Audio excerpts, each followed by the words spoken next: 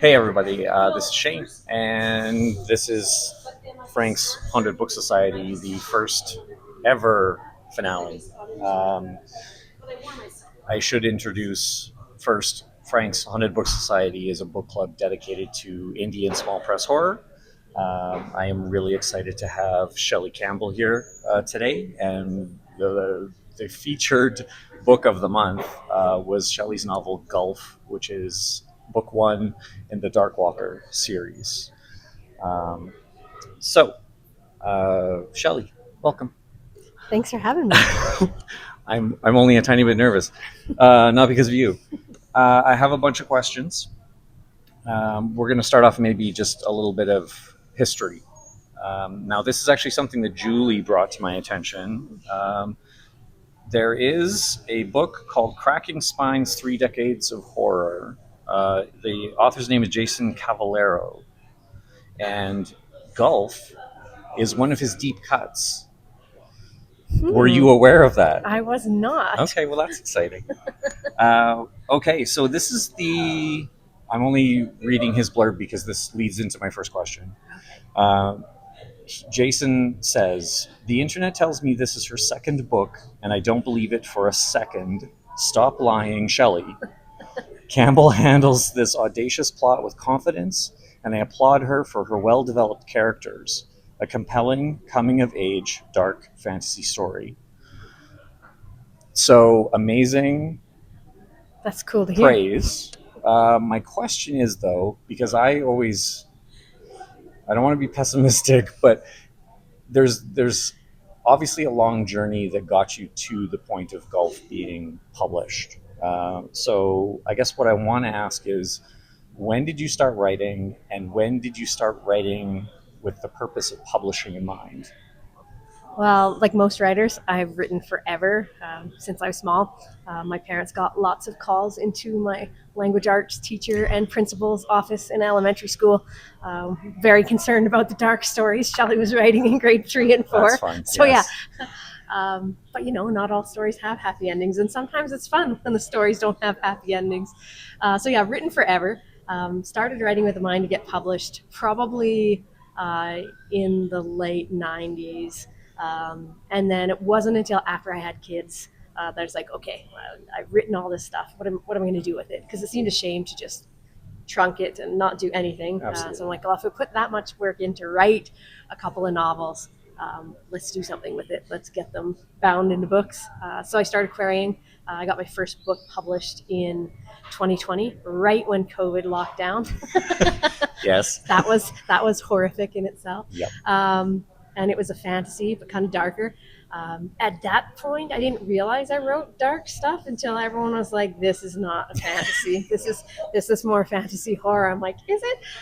So yeah, and the next one I wrote, I just leaned into that, and it was Golf. I really didn't even know where to query it at the time because again, I wasn't what I thought of as a horror author. I liked horror, Yeah. but I was like, is it not horrific enough to be horror? Is it too dark to be something else? So I subbed at a lot of different places. Some weren't even like horror publishers. But yeah, it was a horror publisher that took it on and published it. And Yeah. yeah, at the time they only wanted a standalone, which was odd because I wrote the book with two endings potentially. Oh, You said you okay. can end it here, and it makes it obvious that maybe the main character didn't make it. Yes. Or I can give you this epilogue, and if you want the series to continue, this is what it would look like. Oh, So it was okay. interesting because they chose the epilogue, but then we're like, no, it's a standalone. We don't want Oh. a sequel. And I'm like, well, then why did you choose the epilogue? We could have just Absolutely. ended it. But yeah, ended up down the road with another publisher and carried Okay. on into a series and There we go. off to the races. Nice. That we'll circle back to that in a minute because it relates to another question. Um, who or what influenced you most in your writing, whether involved in literary situation or not? Um, Again, for a lot of writers, it's a classic answer, King. Right? Yeah. We watched a lot of like Outer Limits, X Files, Hitchcock, like Yeah. that kind of thing when we were kids. So that was always fun because they were always like horror, but almost offbeat too. Like especially like Outer Limits, it was a different show each time, and Yeah. yeah, did a lot of reading of that sort too. yeah, my probably major influences writing wise was the writing group that we all kind of were baby authors together, Mm. and we were reading each other's stuff, and it was really fun to kind of discover someone else on the same part of the journey as you were, and then be like, oh, your stuff's really good, I like reading it, and they're like, I like reading your stuff too, and we're like, and then you're like, they're actually not lying, they do like reading my stuff, and pushing each other on till the point where people are starting to get published, and some of them went on to be fairly big name authors, and that's amazing. yeah, Yeah, well, inspired I know by them. community is a huge part of it. Yeah, no, that's amazing that you had that opportunity. Um, what keeps you writing today? Insanity. Yeah, sounds familiar. Yes. A contract that says I have to have a third book out soon. Uh-huh. So, Pressure. Yeah, pressure. I have a series that I want to wrap up. So not just the contract, but the fact that I've left these characters in the lurch and they deserve a good ending. I've ended a couple of series already now, so now it feels like, okay, I've done this once or twice before, ended a series, so like I can do this. Yes. And then after that, the excitement of like I'm not on contract for anything. I can like, what am I going to write after this? Anything. I can write anything I want. Whereas the past bunch of years, all my stuff so far has been separate series. So it's like, what are you writing? The next thing in this series. And so it was fun because you know the characters and the world building, but also after a while it feels like boxed in a bit because you're like, oh, what if I want to write something else? It's like, no, you have to finish this thing. So you promised this publisher you would finish this thing. After this one, which isn't horror, it's a bit of horror. All my stuff is just a little bit. Just a little bit. Then I'm excited because what'll keep me writing is just like a whole bunch of ideas that I'm pick any of them I like and go from there. That's amazing and scary at the same time. Having the wide open door. That's awesome. Now I know parts of this question, but other than writing, what other creative endeavors are important to you? I like art. I'm not someone who can visualize things easy, which you're like, you're a writer, you should be able to. But sometimes I like having a picture in front of me. I like drawing fantastical things like dragons and things like that, and creatures, because it's fun to make them real. Art is interesting because it's more of an instant gratification. Like if I'm sketching, it can be done in like half hour. If it's a really complicated piece, I can be done in a couple weeks. Kind of like akin to writing a short story for writing. Whereas writing, it's like not instant gratification. It's like, here we go, we're in for the long haul. It's going to be a while until you're done, especially if you're a slow writer. I understand that 100%. Gardening, things like that. Yeah. Ferrying boys to hockey. There you Baseball. go. There you go. All that stuff. I know you've recently done a cover for one of our mutual friends. Yes. Is that something you want to do more of? Yeah, I do some cover art. I actually did interior art for him. He got someone else to cover on that one. Oh, sorry, I got mixed up. That one is fun because it's really cool to have a back and forth with folks on like what their vision is, right? So sometimes you'll draw something and it's not quite right and you have to tweak it and it's not quite right, but it's really cool to collaborate with someone else on art and what their vision is, and when you get it right, it's really cool. So that's been fun. Yeah, I do a bit more cover art. Cover art itself is like a completely different art than regular art, though. Like it's so, you have to have the right font and it has to be recognizable. People should be able to look at this and know exactly what they're in for. And it has to be nowadays thumbnail size. It has to jump out at people from like a thumbnail sized image. So it's really cool to like dig into that and look into like, you know, it's art, but it's business as well, and how to do that well. Oh, fair enough. If we can get into writing process, and then maybe this is like, I want to know these things. Plotter or pantser? Both. I was a pantser with my first novels, but it turns out if you leave me to my own devices, I just go down a bunch of dead-end roads. Kind of like when I drive. I'm like, what's over there? Oh, nothing. Yeah. What's over there? Oh, there's a cool view, but nothing. And then I found out I ended up having to cut like a novel's worth of stuff out. Because I don't pants that well. So it was a huge process because I'd write all this stuff and it'd be too much stuff and none of it made sense. And then going back and cutting was like cutting huge swaths of stuff. Now I'll start with just a really basic outline. This is where I want to start. This is what I want to happen. How I want the arc to go. Yeah. How I want the character to be different at the end. Where I want to end up. And maybe like a sentence or two of what I think might happen in the chapter I'm writing. Mm-hmm. But then after that, it's off to the races. And sometimes it goes the way I thought it would, and sometimes the character's like, oh no, this is the way it's going, and then I just follow along. Yeah, no, that makes sense. Yeah, so kind of a hybrid of both. Yeah. Nessie. Have you read Stephen King's On Writing? Yes, it's awesome. So I love his description of it's like an archaeological dig. Like you see something, yeah, and then you start like swiping away the dirt, and it's like, oh wait, there's more, and it's like, well, I think it's going to go this way, but then it goes the other way. So yes, I understand that. Yeah, when I was pantsing, I was digging somewhere where there's nothing there. Just a dirt hole. A lot of empty holes. Yeah. Oh no, I get that. What parts of the process do you love, and what parts do you wish you could do without? Ooh, that's a good one because everyone has different answers to this. I love editing. I love once I have a first draft done and then being like, ooh, polish time, and ripping it apart and making it better and sending it out to beta readers and seeing what other people think about it and like polishing it. I could polish it forever, right? Yes. I hate first drafts. Every time I write a first draft, my brain has me convinced that I have no idea what I was doing. I never had any idea what I was doing. I fooled myself the last time, right? and then just staring at like a blank computer screen going, this is never going to work. And of course it works. Once you start writing, it works. Oh, yeah. But yeah, I hate first drafts. Interesting.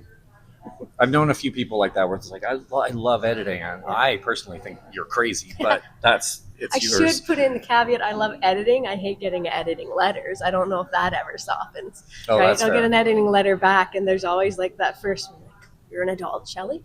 You're going to read this, and you're going to have no emotions about it whatsoever. And then I read it and be like, they mean I'm the worst writer they've ever seen, and this was all a big mistake, and I've been exposed. And then it's like put it away overnight, sleep on it, and then come back the next day and be like, no, that's not what they were saying. They're a team with you. They're trying to help your story go forward. So yeah, that part I don't like. Fair enough. I'm still learning. I think you always are to accept criticism well from others. They never know that. My editors never know that. No. Now you all know. You have to put on the brave face, that right? first cringe still exists every time I get an edit letter back and go to open the email. Absolutely. That's normal. Do you keep your reader in mind while you're writing? I think I have an ideal reader that I do keep in mind. I have a couple of my author friends that we started out like beta reading each other's stuff, but and then just loved each other's stuff. But yeah, I have them, two people in mind that are friends of mine that are also writers, that when I'm writing I'm like, oh, they'd like this, or oh, this kind of thing, they won't be able to read this one, or there'll be some comments in the margin over this. So yeah, I have an ideal reader in mind, and it's usually like the first couple of people that I know are going to be excited to read my next thing, and they have the same kind of taste in reading that I do, so it's fun to write with them in mind. It's nice that you've got that relationship with. Yeah. And they're not afraid to tell you something's garbage if it's garbage too, which is nice. as much as it can hurt, yes, it is very important. It doesn't hurt coming from them. There you go. And I know you do write in a couple different genres, but is there a genre that you would like to write a book in that you haven't? Ooh, good question. Romance, because it sells so well. But I'd be terrible at it. Everyone would get murdered in my romance books. It wouldn't be happily ever after at all. They wouldn't like that. Dark romance. I'm sure somewhere. There is. Yeah. Thriller. I think it'd be fun to write thriller. I like the fast pace of it, but again, it's a different talent. I'm not a thriller writer. I love reading it, but it's it'd be a definite step outside of my boundaries a bit, to be like, how do they do the fast pacing, and how do they plot well, and how do they drop enough hints where there's a lot of components of only giving enough information, or the right kind where of you're not leading them by the nose, but by the end they're like, oh exactly. This makes sense. I get you. All right, let's chat about golf. And I don't want to confuse anybody, but I've got the I'll bring the new copy. Burke cover. Keeling Patrick Burke rocks. Yes, he does. And I don't know him, so I've never had him make a cover for me, but maybe one day. You never know. It was a bucket list for, and this one's just the me version. As The Shelly the Campbell updated cover. There we go. So I'll read the blurb quick for anybody who isn't familiar with this. All my life, they told me monsters weren't real. They were dead wrong. Hello, my name is David Rawlingson Jr., and I've accidentally opened a door into hell.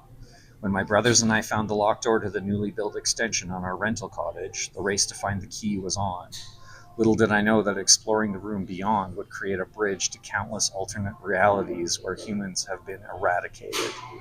And maybe I'll leave it there for now. I You sort of dug into this. Did you intend on Gulf to be a novel-length project in the beginning, and was it always intended to be a series? Golf started as a short story prompt in a contest. It's just an online contest in a writers group, and all the prompt was your main character finds a key to a locked door that no one else has been able to open. What's behind the door? So then I was like, oh, terrible things are behind the Absolutely. door. That's what's behind the door.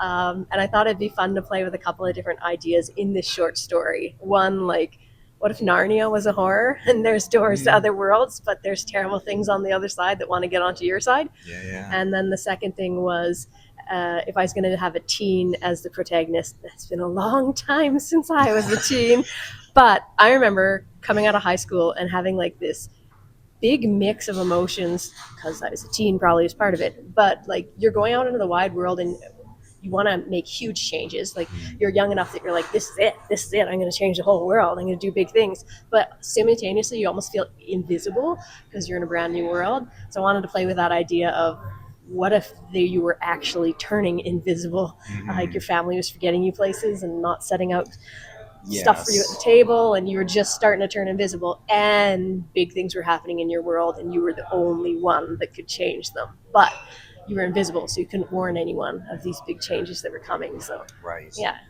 Okay. And then once I was done the short story, I'm like, I like this character too much, and there's way more I could dig into this. So I knew as soon as I was done the short story that I wanted it to be a novel. Yes. I thought it would just be a little novelette to start with.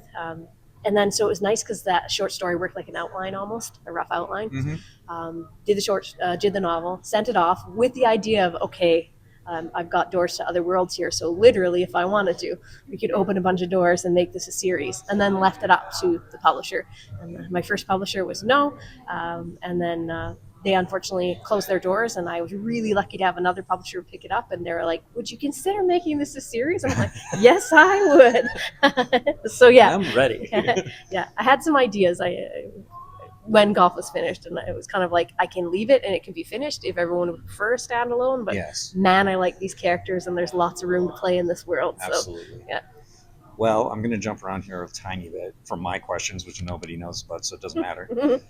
So David as a character, he is very isolated, and you spoke about him being invisible in real ways and maybe not real ways. Like, everything from his name, it doesn't fit in with his siblings. He faces the Dark Walkers alone up until the epilogue. Yeah. I guess, why was it important to focus on those aspects and the sense of isolation in general?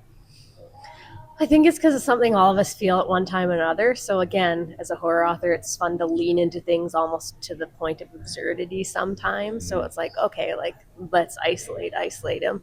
But on the other side, it was a bit of a love letter to people that have felt alone in dark, deep holes and felt like, there's no way I can do this by myself, or there's no way I can do big things. To be like, no, you don't have to be loud and out there. And sometimes the quiet people get to save the world, even if they're not feeling like they're in a place to do so. There you go. So I wanted to kind of pass on that message. And yeah, I think everyone's kind of had that feeling at some point in their lives that, like, I can't do this. I can't do this alone, and I feel all alone. And then the fun thing is, once you get into books 2 and 3 in the series, if you get that far, it's you find out he isn't alone, and there is people that help him, and maybe there always was, and he didn't see it as much. Yeah. I don't know, I just got a shiver there, because that sounds like real life in a lot of ways too. So if you were in David's place, Oh no, would yeah? Oh no. I'd be dead. Well, I was gonna say, would you have handled the Hellhounds or the Darkwalkers differently? No, that's why it's so fun to write main characters. I like David as a main character. He probably the only commonality we have is we both tackle awkward situations with humor, badly timed humor. So we'd have that in common. But he's way braver than I am. No, I'd fold. I'd be like, no, just kill me now. I'm done. Which is why it's fun to write brave characters. Because yeah, I wouldn't survive in any of the novels I've written. There you go. I'd be done for. There you go. I have another Julie question. Julie says, "I love the secret room, the Bizarro world. How time would be lost when he was in there, yet his family wouldn't notice he was gone, and how it was a metaphor for his struggles with invisibility. How did you come up with the idea of the room, which you maybe pointed towards? And was it intentionally a metaphor for his invisibility?" I think part of it was like the time part of it, where I was like, he could be gone forever and no one would know he was gone. Mm. Okay. But most of it was I like time travel stuff, and I was like, I wanted to explore the idea of like you can travel to the same world or something similar to your world, but in different times, and see like what became of this place that you were really familiar with. What did it look like in the far past? What does it look like in the far future? Yeah. And exploring like isolation in that, because when he goes over to the other side, it's pretty obvious that something awful is happening in these worlds, and there's signs that there has been life there recently, but there is no people, and it's pretty obvious that something violent has happened. So he's isolated on the other side too. And the other side, the metaphorical part of it is like he starts to get to the point where he prefers the isolation, where he prefers being on what he says is the wrong side. It feels better over there than it does in the world full of people, because when he's alone on the other side, he's alone. But he was only alone on a side full of people. It feels more isolating. Just like, you can be alone in a crowd, and it feels more lonely when you're alone in a crowd than it does when you're all alone sometimes. Yes, fair enough. And I don't know why this jumped out at me, but in chapter 16, you utilized kind of a dream within a dream. Like he thinks he's woken up, but then he hasn't. Yeah, it made me feel things that I didn't expect. Do you remember writing that scene? And when did the idea come to you? Where did the idea come to you? I dream like that sometimes, where in the dream I'm like, you're dreaming, this is a dream, you know it's a dream, control this and wake up. And then you're like, now I'm awake now, and then I'm not awake, it's still part of the dream. So that part of it.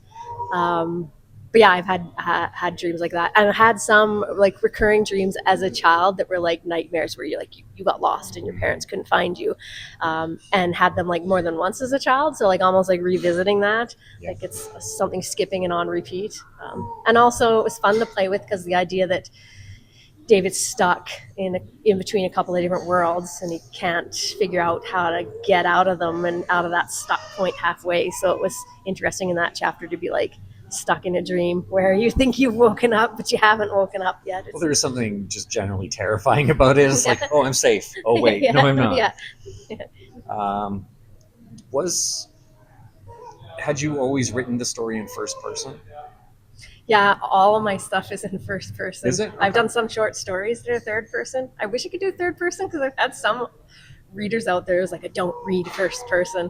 I find I just fall into it. Yeah. Well, I mean, don't get me wrong; it's very effective in this Yeah. kind of a story. I was just curious because I really like to get into my character's head and get other people into their head, and I find first person's the easiest way to do it. Absolutely. Yeah. I kind of naturally fall into it. When I start writing third person, I'm like, you went back to first person again. There you go. So yeah, I struggle to write. So. Oh, fair enough. Do you have a favorite scene in the book, or something that sticks with you? Let's see. I know it's been a while since you. Yeah, probably when he first realizes he's not daydreaming, that there's something messed up going on the other side of the door. When he wakes up in the middle of the night and something does reach through the crack at the bottom of the door, and it's physical and he can see it, and it leaves proof, like there's scratches on the floor afterwards. So that was fun to play with, because up until that point it was very Hitchcockian, where you're just like, it's creepy. You're not quite sure as a reader if there's something going on or if it's just in his head. So it was fun to have that one quick scene where all of a sudden it's not in his head. You're like, oh no, there is something messed up going on the other side of the door. And it was fun because it was a bit of validation for him, but then also he's still trying to cover it up because his family doesn't know what's going on, and he doesn't want them anywhere near this door now that he knows there's something bad behind it. Yeah. I lost. Oh, okay, so I wrote this question before reading the bonus novelette. Is there a minor character that you believe deserves their own book? Yes. And it is the characters in the novelette. So James is David's brother. He feels really close to him, and David has a ton of siblings. You can tell he comes from a bit of a messed up family that has like a ton of siblings, and all their names start with the same letter, except for David's, of course. But yeah, he's always felt really close to his one brother, James. And when golf ends, I wanted it to end with you being angry at his family because you're close to David and being like, how could they not see him? How could they, you know? But then it was interesting because I wanted to flip to the other side of that and be like, what does this look like from their side? How's it a horror story on their side where there's someone you love and you know they love them, but they keep slipping under the waterline? And you're like, how can I be forgetting about this person that I love? Like, what is going on here? Why am I not remembering this person? They're important to me. Till it gets to the point where the person's like totally gone and you don't know they exist anymore, but you know there's this hole in your life. Well, and that was the one aspect it kind of freaked me out a lot. It's like, what if? Yeah. Like, so yeah, it was.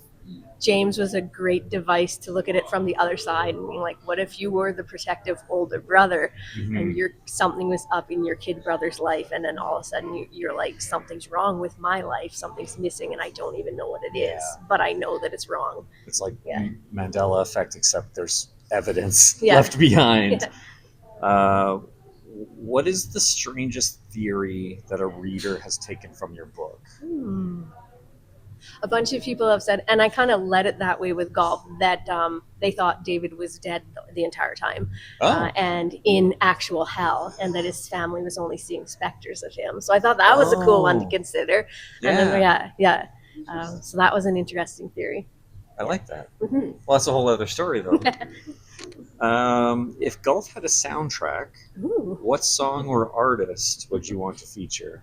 Golf does have a soundtrack. It's got a playlist on Spotify. Oh, there you go. The Dark Water series. I missed and that it's one. all creepy, epic movie stuff mixed with 80s rock. Because Well, it's set in the late 80s, early 90s. It is the time frame. Yeah, absolutely. Well, that's amazing. Well, we'll have to if you look link up to it. Dark Walker series on Spotify, it has its own little playlist. Well, I'm going to be sharing links to a bunch of Shelly stuff, so I'll try and I'll throw that in there as well. Looking ahead, what comes next? What's a project you're working on, or what's something that has been in the kind of on the shelf that you want to focus on?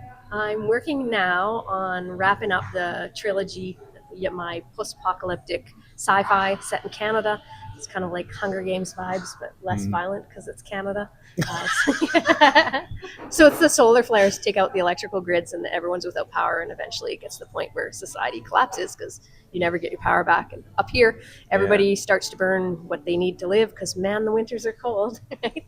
Including books. So you lose all your information society because you don't have the internet anymore and you don't have books. Knowledge becomes currency. So that's kind of the idea behind that one. But I'm wrapping that one up. And then I'm probably going to try for a standalone horror. One of the cool things I read lately that's horror adjacent, actually true, is there's this extremely, extremely rare disease. I can't remember the name of the disease, but it is related to mad cow disease. It's very rare, so rare not a lot of studies have been done on it, but it's been around for ages. It's genetic, so if your family has it, you're likely to get it. Okay. And you can get tested for it, but there's no cure. And what it is it hits you in your late 40s to early 50s, and all of a sudden you just can't sleep anymore. And most people, once it gets symptomatic, will die within about 1.5 to 2 years. And this is an actual disease, and there's a family that have written a book on how this affected their family generationally down the line. And I'm like, oh man, it'd be really cool to write something where someone has this and they know they're going to die, but then they realize there's something going on at night when everybody else is sleeping, and they're the only person that can see what's going on at night. So kind of similar vein, but all the insomniacs in the world are going to get together and battle something that's taking out everybody else while they're sleeping. Can I place my order now? That sounds amazing. Okay, I know. Again, I will post everything up. But what are your favorite ways for people to find you in the world? Social media, websites, that kind of thing. Probably my website would be easiest, and that's Shelly Campbell authorandart.com. It's got all the links to my social media on there, and all the links to where you can buy my books in all their different forms, ebook, audiobook, all that good stuff. And I'm just about everywhere on social media except for X. I escaped from X. Yeah, I get that. Okay, that's amazing. Yeah, that's it. Yeah. Shelly, thank you very much. Thanks, this has Shane. been amazing. Thank you to everybody who's here and Thanks for having me. everybody who's watching. I guess I have to plug my own stuff. Don't forget to sign up for Frank's Substack. Again, they'll put all the links up. Everything's going to be everywhere. You can also follow Pencil on Paper on Instagram, Facebook. I'm limited in my social media. That's it, or on the YouTube channel as well. This is it. This is the October edition of Frank's Haunted Book Society. Thank you again, Shelly. Thank you, everybody out there. This has been amazing. Thank you. Thanks so much for having me.